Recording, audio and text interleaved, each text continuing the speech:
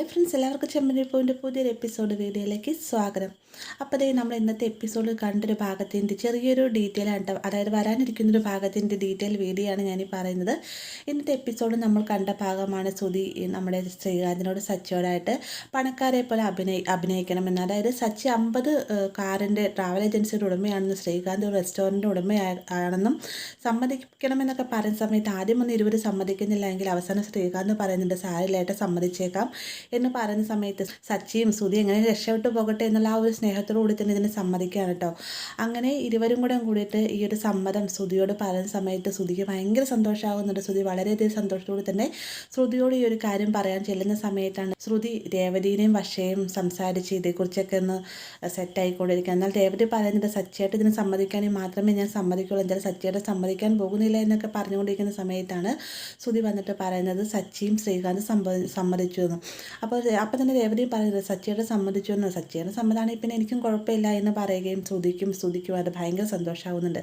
അപ്പോൾ അതേ രീതിയിൽ തന്നെ ഇവർക്ക് വേണ്ടിയിട്ടുള്ള കോസ്റ്റ്യൂംസും ഡ്രസ്സും അങ്ങനെ എല്ലാ സാധനങ്ങളുടെ ലിസ്റ്റ് ഓർത്തുകൊണ്ട് ശ്രുതി ആകെ ടെൻഷൻ അടിക്കേണ്ടത്. ഏകദേശം 3 ലക്ഷം രൂപയുടെ മേളിലാണ് ഇവർക്ക് എല്ലാവർക്കുള്ള ഡ്രസ്സും അതുപോലെ കൂളിംഗ് ഗ്ലാസ്സും എല്ലാം കൂടി ഒരു ബഡ്ജറ്റ്.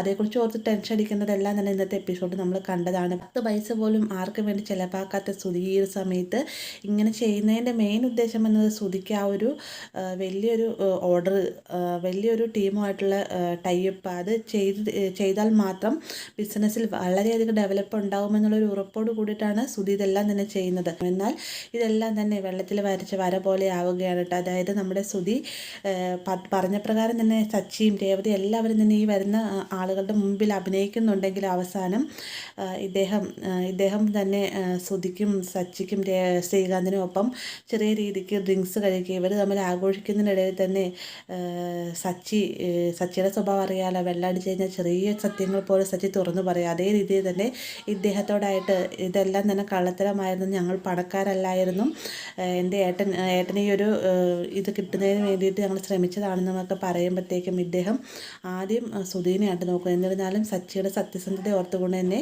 ഈ ഒരു ഓർഡർ കൊടുക്കാമെന്ന് സമ്മതിക്കും. മാത്രമല്ല സച്ചിയുടെ സത്യസന്ധത പ്രകാരം, അതായത് സച്ചി മുഖേനയാണ് ഈ ഒരു ഓർഡർ ശ്രുതിക്ക് കിട്ടുന്നതും കൂടെ കൂടിയിട്ട് ശ്രുതിയോടായിട്ട് പറയുന്നുണ്ട്. അപ്പോൾ എല്ലാം തന്നെ ശ്രുതിയുടെ പദ്ധതികളെല്ലാം തന്നെ വെള്ളത്തിൽ വരച്ച വര പോലെ ആകുന്നുണ്ടെങ്കിൽ ഈ ഒരു ഓർഡർ ശ്രുതിക്ക് തന്നെ കിട്ടുകയും ചെയ്യുന്നുണ്ട്, അതും സച്ചി മുഖേന. അപ്പോൾ ഇങ്ങനെ ഒരു ഭാഗം നമുക്ക് വരാനുള്ളതാണ്. വീഡിയോ ഇഷ്ടമായി ലൈക്ക് ചെയ്യാനും കൂടെ ചാനൽ സബ്സ്ക്രൈബ് ചെയ്യാനും മറക്കരുതേ.